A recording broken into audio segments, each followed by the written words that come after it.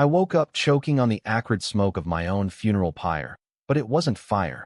It was the ghost of betrayal clawing its way down my throat. My heart slammed against ribs that should have been ash, pounding with the fury of a life stolen too soon. Poisoned by the sister I trusted, framed for embezzlement that sent me to a watery grave in Lake Michigan. And now, here I was, Sofia Reyes, 34 and very much alive again, staring at my reflection in the cracked bathroom mirror of our cramped Chicago apartment, 3 years before the noose of her lies would tighten around my neck. The date on my phone screamed October 15th, 2022, my reset button, punched by some cosmic joke. My hands trembled as I touched my face, the faint laugh lines from happier days with my daughter, Mia, etched like warnings. She'd be 14 now, not yet the fierce 17-year-old who'd stand by me in the end, only to watch her mother drown in suspicion and debt. But this time, I'd rewrite the ending. Emily, my baby sister, the golden child with her perfect Instagram life and her scheming fiancé, Mark, would pay for every whisper, every forged document, every drop of hemlock-laced wine she'd slipped into my glass at that reconciliation dinner. She'd buried me alive in the courts and the family chat, painting me as the jealous addict who stole from the family business. And the wedding? Oh, that farce of a wedding she'd planned, banning Mia for being too young to handle the drama I'd supposedly cause. It was the final knife twist, the one that broke us before I even hit the water. I stumbled out of the bathroom, the fluorescent hallway light buzzing like a swarm of regrets. Mia was in the kitchen, humming off-key to some Taylor Swift track on her phone, oblivious to the storm I'd just crawled out of. She looked up, her dark curls tied in a messy ponytail, braces glinting as she grinned. "Mom, you okay? You look like you saw a ghost." If only she knew. I forced a laugh, pulling her into a hug that smelled of peanut butter and teenage rebellion. "Just a bad dream, kiddo. What's for breakfast?" But inside, the plan was already forming, a venomous vine wrapping around my second chance. Expose Emily's rot before it spread, turn her wedding into her wake, and make sure Mia never had to bury her mother again. That morning, I called in sick to the accounting firm, Reyes Financial, the legacy Dad built from nothing in Pilsen, the one Emily and I were supposed to co-run after his heart attack 5 years back. Instead, she'd maneuvered me out, whispering to the board about my instability, planting those fake expense reports that would later prove I'd siphoned off thousands for my habit. There was no habit. I hadn't touched booze since Mia was born. But Emily? She'd been skimming for years, funneling cash to Mark's crypto scams, covering it with my name, because who would believe the screw-up big sister over the poised, Pilates-toned prodigy? I fired up my ancient laptop, the one I'd upgraded just before the fall, and dove into the shadows of our shared family server. Password, Emily Mia 2020, ironic now. Files upon files of innocuous spreadsheets, but I knew where to look. Buried in a subfolder labeled Tax Prep, there it was, the first forged invoice, dated back to 2021, my signature scrawled in digital ink that matched Emily's hurried style. My stomach twisted, memories flooding back. The trial, the judge's gavel like a gunshot, Mia's tear-streaked face in the courtroom as Emily testified with crocodile tears. "She's family, Your Honor, but she's destroying us." I'd rotted in county jail for months before this suicide, in the lake, ruled accidental to spare the family embarrassment. Accidental my ass. Emily had lured me there with promises of evidence to clear my name, then watched from the shore as the sedative kicked in and the current did the rest. By noon, I'd printed copies, my hands steady now with purpose. I couldn't go to the cops, not yet. They'd laugh me out, call it paranoia from a woman who'd already confessed in those planted emails. No, this needed to be personal, surgical. Emily's wedding was 6 months away, a lavish affair at the Drake Hotel, all crystal chandeliers and caviar dreams funded by the very money she'd stolen. Invites had gone out last week. Mine was a polite +1 for Mia, with a handwritten note. "Sophia, let's keep things light. Mia's welcome, but she's too young for the open bar vibes, family only for the ceremony." Too young. At 17 in the future, Mia had been old enough to identify my body from photos, to fight the insurance company denying payout because of foul play suspicions. That note was Emily's first move in this timeline, testing the waters, seeing if I'd swallow the humiliation like I always had. I drove to the family home in Oak Park that afternoon. The old Victorian Dad left us, now Emily's kingdom. The lawn was manicured, fairy lights already strung for holiday photo shoots. She answered the door in yoga pants and a silk robe, her blonde highlights catching the sun like a halo she didn't deserve. Soph, what a surprise. Come in, Mark's at the gym. Her hug was perfunctory, scented with Chanel No. 5, the same she'd worn the night she poisoned me. I pulled back, forcing warmth. Just dropping by. Mia's got that school project on family history. Thought we'd chat. We settled in the sunroom, tea steaming between us like a fragile truce. Emily prattled on about Venus, her gown from Kleinfeld's, how Mark's proposal in Napa was straight out of a movie. I nodded, sipping slowly, my eyes on the side table where her planner lay open, pages of vendor contracts, budgets that didn't add up. About the wedding invite. Mia's thrilled, but that note. Too young? She's 14, not 4. Emily's laugh tinkled like breaking glass. Oh, honey, it's not about age. It's the vibe. You know how you get. Last Thanksgiving, that scene about dads, well? Mia picks up on it, gets all moody. I just want bliss, you know? Pure joy. The lie burned. In the future, that scene was me questioning why my shares in Reyes Financial had vanished overnight, only for Emily to gaslight me with, "You're imagining things, Soph." Stress. It escalated from there. Anonymous tips to my boss, Mia's school counselor getting calls about my neglect. I leaned forward, voice steady. What if I promise no drama? Mia deserves to see her aunt get hitched. Emily's eyes flickered. Calculation, not sisterly love. We'll see. Hey, speaking of family, the firm's killing it. Your numbers look solid this quarter. Lies. My numbers were her smokescreen. That night, back home, Mia grilled me over pizza. Aunt Emily's being weird again. She always acts like I'm some kid who'll spill wine on her dress. I ruffled her hair, heart aching. She's just stressed, bug. But hey, what if we make our own fun? Skip the wedding, road trip to the dunes. Mia's eyes lit up, but I saw the hurt underneath. The way Emily had always favored her own non-existent kids over my troubled one. In the end, Mia had sold her prom dress to pay for my lawyer, whispering at my grave, "You didn't deserve this, Mom." Not this time. The next weeks blurred into reconnaissance. I audited the books at work, cross-referencing Emily's approvals with bank statements pulled from Dad's old safe, deposits to offshore accounts in Mark's name, disguised as consulting fees. 20 grand here, 50 there. Enough to fund her wedding and his failed NFT hustle. And the hemlock? Sourced from a gardening contact in Wisconsin, per the future autopsy I'd overheard from the coroner's lips. But proof? I needed ironclad, courtroom-killing proof. Enter Jake Harlan, the PI I'd hired too late in the first life. This time, I called him day one, voice disguised over a burner app. "Mr. Harlan, I need dirt on Emily Reyes and Mark Townsend.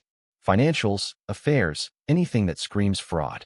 His gravelly chuckle echoed through the line. "Chicago's full of skeletons, lady.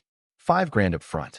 I pawned my engagement ring from Carlos, Mia's dad, who bailed when she was 2, but whose ghost still haunted my regrets. Worth it.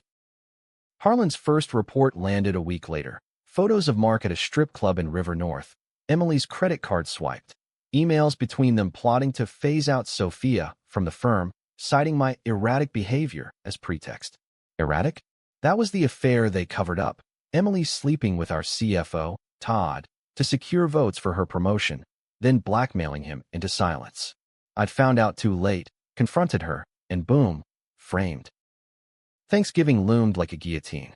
Emily hosted, of course, the table groaning under turkey and tension.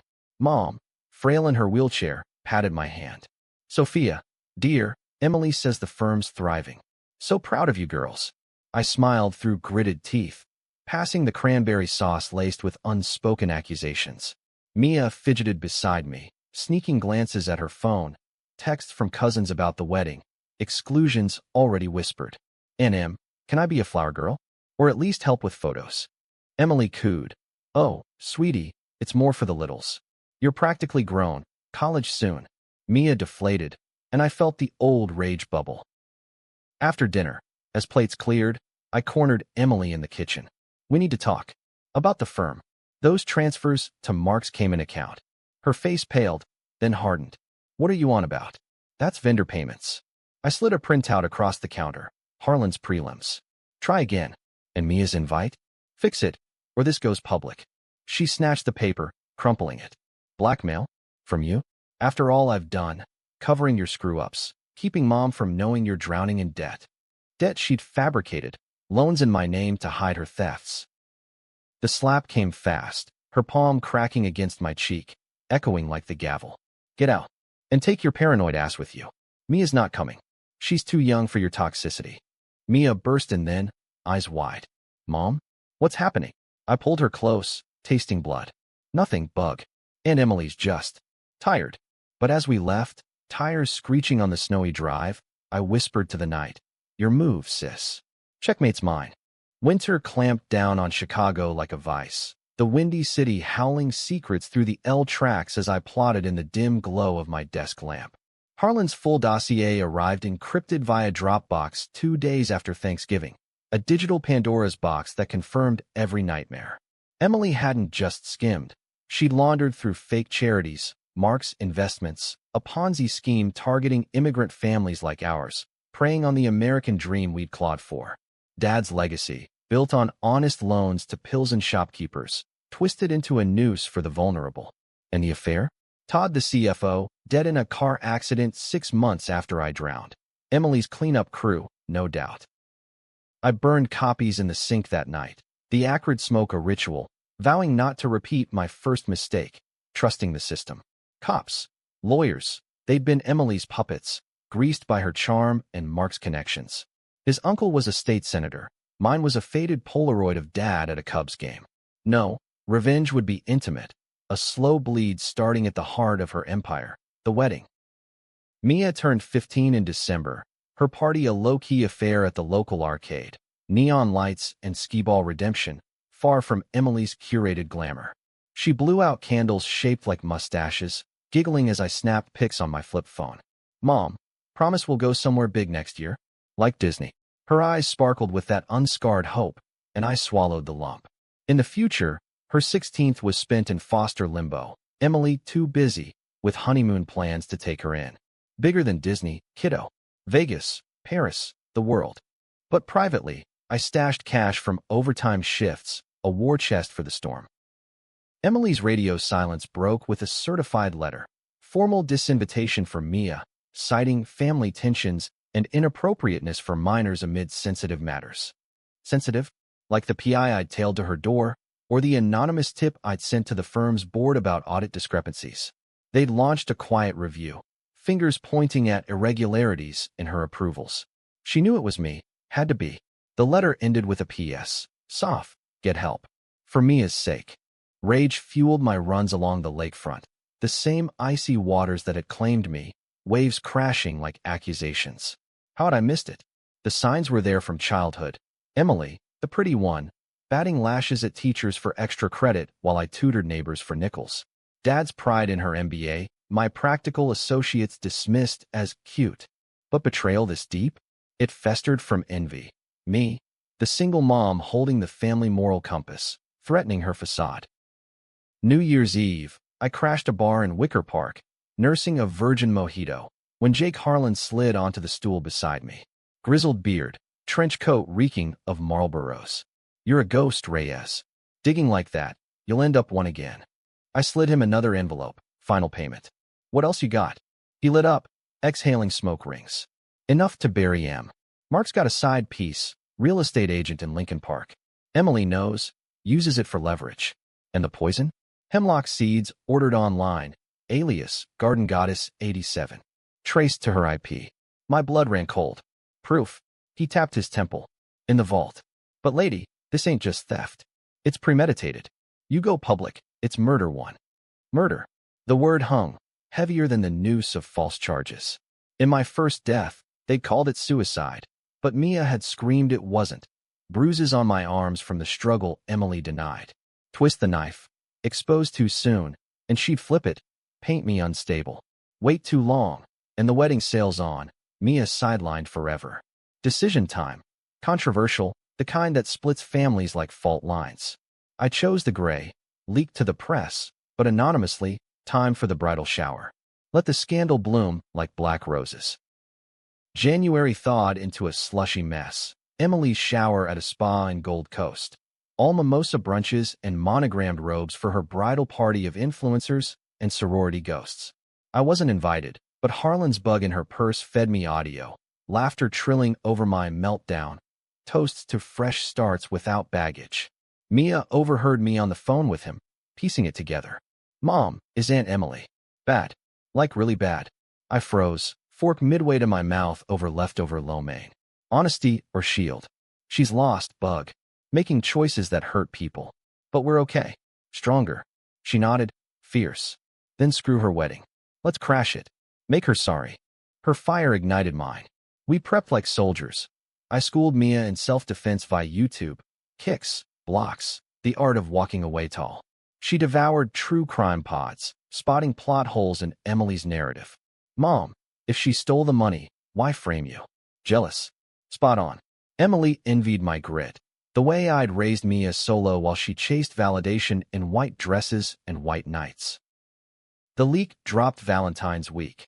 A blind item in the Sun-Times gossip column.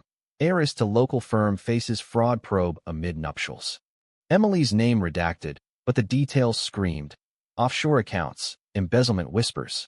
The board suspended her pending investigation. Mark's senator uncle issued a bland statement about due process. Chaos erupted. Family group text exploding with mom's pleas for unity, cousins picking sides. Emily called, voice of venomous hiss. You bitch. This is war. Mia's out. And if you show, I'll have security drag you both. War it was. I countered with Harlan's ace, Todd's widow, a quiet accountant I tracked down in Evanston. Over coffee at a diner smelling of grease and grief, she spilled. Emily promised to bury the affair if he signed off on the fudged books. He refused after your accident. Next week, his brakes failed. Tears streaked her face. I thought it was coincidence. But the payout? Wired to her charity sham. Proof in emails, forwarded to me on a thumb drive. I held her hand. Testify. For him. For us. Spring bloomed bloody. Tulips pushing through cracked sidewalks as wedding vendors bailed. Deposits refunded amid whispers. Emily pivoted to victimhood. Instagram stories of betrayals from blood, tears artfully blurred. Mia and I countered low-key. Viral TikToks of family truth dances, her moves sharp, my captions cryptic. When sis steals your shine, light your own fire. Views climbed, comments flooding. Expose the bride trended locally, strangers demanding support. But the hate? Trolls calling me crazy aunt, doxing our address. Controversies double-edge, empowering, isolating. April showers brought the rehearsal dinner at the Drake, a scaled-back affair Emily spun as intimate. I staked out from a coffee shop across Michigan Avenue. Mia at home with a babysitter, our neighbor, Mrs. Patel, armed with tea and gossip. Harlan texted, she's unraveling. Mark's bailing post-ceremony. Good. But then, a curve, mom's nurse called. Sophia, your mother's asking for you. Says Emily's lying about everything. Heart pounding. I raced to the hospice, finding mom lucid for the first time in months. I saw the papers, Mija. Your father warned me. Emily's always been the snake in the garden. She pressed a key into my palm, to Dad's safety deposit box. Inside, a letter, dated his deathbed, revoking Emily's power of attorney, citing distrust in her ethics. The final nail. I confronted Emily that night, slipping into the hotel lobby like a shadow. She was in the bar, martini in hand, Mark schmoozing donors. Soft? Security. But I held up the letter, voice low thunder. Dad knew. And soon, everyone will. Her eyes blazed. You think this ruins me? I'll take you down with me. Tell them about your episodes, the pills you never took. Bluff. But the threat hung, an echo of my drowning screams. As I left, sirens wailed. Cops at the door, Harlan's anonymous tip on the Hemlock order paying off. Emily arrested in Chanel, handcuffs clashing with pearls. The wedding? Cancelled, venue sued for breach. Mia cheered from our couch, popcorn flying. We did it, Mom. But victory tasted bittersweet. Mom passed 2 days later, peaceful, whispering, proud of you, Sophia. Fix it all. Yet the twist loomed, unseen in the rear view. Mark, slippery as ever, had contingencies, videos of me confessing to Harlan, deep-faked in post-arrest panic. He'd plant them, frame my vindication as obsession. The real war? Just beginning. Summer scorched Chicago's asphalt into a griddle, the heat mirroring the inferno I'd unleashed on Emily's life. Her arrest dominated the Trib's front page. Reyes, financial exec, charged with fraud, manslaughter, and sister's drowning. Manslaughter. The cops had connected the hemlock to my talk screen. Todd's breaks to a garage hack traced to Mark's laptop. Emily's mugshot, stripped of filters, went viral, her plea for bail denied amid flight risk fears.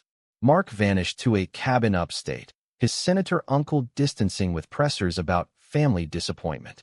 Mia and I holed up in the Oak Park house. Mom's will, read in a stuffy lawyer's office. Left it to me outright. Emily's shares forfeited for moral turpitude. We gutted the sunroom first, ripping down her vision boards of Maldives honeymoons, replacing with Mia's art, bold abstracts in spray paint, defiance in every stroke. This is ours now, Mom. No more ghosts. But ghosts lingered, nightmares of dark water, Emily's laugh bubbling up like poison gas. And Mia? She thrived at first, summer camp scholarships from the firm's restitution fund, friends buzzing about her badass mom. Yet cracks showed. Therapy sessions where she'd curl in, whispering, "What if they let her out? What if she comes for us?" The trial prep dragged into July, a circus of depositions in fluorescent courtrooms. I testified first, voice steady as I laid out the betrayal, forged docs, the reconciliation dinners, tainted wine, the lake's pull. Jurors leaned in, faces a mix of horror and skepticism. America's justice, where truth wars with spectacle. Emily's defense painted her as scapegoat, me the unhinged avenger with a history of resentment. They trotted out Carlos, Mia's absentee dad, via Zoom from his Phoenix suburb. Sophia was always dramatic. Alienated the family. Bastard. I'd cut him out long ago, but his words stung, a reminder of my own failures. Nights working doubles, missing recitals. Controversy peaked at the pretrial hearing. Leaked body cam of Emily's arrest, her shrieking. "It's Sophia's fault. She's the thief," sparked sister versus sister hashtags. Cable news panels debating blood loyalty versus accountability. Pundits called me hero or harpy. One Fox blonde sneered. Vigilante justice in the heartland. Typical liberal grudge. Mia devoured it all, drafting op-eds for her school paper. Betrayal isn't just personal. It's systemic, preying on women who dare speak. At 16 now, time flying in this second life, she was my mirror, sharper, unscarred by loss. But the decision that split me, testify against Mark II, or cut a deal for Emily's full confession. Prosecutors dangled immunity for dirt on his Ponzi. Victims' names, laundered millions. It'd clear the firm, fund community loans like Dad dreamed. But mercy? After she banned Mia, watched me sink? Harlan advised hardline. Let him rot. Nights, I'd pace the widow's walk, lake winds whispering doubts. In the end, controversy won. I leaked the deepfake video to a hacker collective, their analysis going public, fabricated by Townsend's IP. Mark's hideout raided, him in cuffs at a seedy motel, side piece spilling all. August sweltered as Emily's trial opened. The Daily Center a pressure cooker of reporters and relatives. Mom's cousins picketed for her, signs reading, "Justice for Sophia, not sympathy for sin." Inside, Emily took the stand, transformed. Dowdy suit, no makeup, playing contrite. I loved my sister, but she was spiraling, debts, delusions. I covered for her, until I couldn't. Lies, slick as ever. Cross-exam. I locked eyes, channeling the drowned woman's fury. "You poisoned the wine, Em. Banned my daughter to isolate me. Dad's letter, read it. He saw you coming." The letter projected, gasps rippling. She cracked then, tears real for once. I was scared. Mark pushed me. The money. It was for us, for the life we deserved. Jury out 3 days. Verdict. Guilty on all, fraud, embezzlement, second-degree murder. Sentence. 25 to life, no parole. Mark got 15 for conspiracy, his empire crumbling in asset freezes. The courtroom erupted. Mia squeezing my hand, her whisper fierce. "We won, Mom." But victory's aftertaste? Ash. Emily's glare as they led her away. Not hate, but hollow defeat. "You destroyed us, Soph. All of it." Fall leaves turned the city crimson, a fitting shroud as we rebuilt. Reyes Financial reborn under my lead, audits transparent, loans flowing to pills and startups, women-owned, immigrant-led. Mia aced her SATs, eyeing Northwestern's journalism track. Gonna write the real stories, Mom. No more secrets. Our first family holiday sans drama. Thanksgiving at home. Mrs. Patel's samosas mingling with turkey, toast to ghosts laid to rest. Yet the twist, the one that clawed my second chance, came in a manila envelope, postmarked from a Wisconsin prison. Emily's handwriting shaky. Soft, you think you won? Check the DNA test in Mia's file. The one I buried. Carlos isn't her father. You are, our donor egg, swapped in the clinic mix-up I arranged. She's mine, biologically. Come visit. Let's end this right. Heart-stopping. Flashes. Her fertility struggles. The anonymous clinic donation I'd made years back for a friend, never followed up. Emily, infertile, stealing my gift, my daughter, to fill her void. Rage, then clarity. Mia wasn't hers. Blood be damned. She was mine. Forged in late-night fevers, school runs. This revenge's fire. I burned the letter, but visited once, glass partition cold. She's ours, Em. Not your trophy. Emily's laugh, broken. Then why does it hurt so much? Because love's the real poison, I thought, walking out into snow flurries. We thrived that winter. Mia's 17 at last, her sweet 16, a beach bonfire in Indiana dunes, stars wheeling overhead. No wedding bands, no drownings. Just us, unbreakable. As fireworks cracked the sky, she hugged me. Thanks for fighting, Mom. For the truth. I smiled. The lake's ghost finally silenced. Second chances aren't clean. They're scarred, controversial, alive. And in America's gritty heartbeat, that's enough.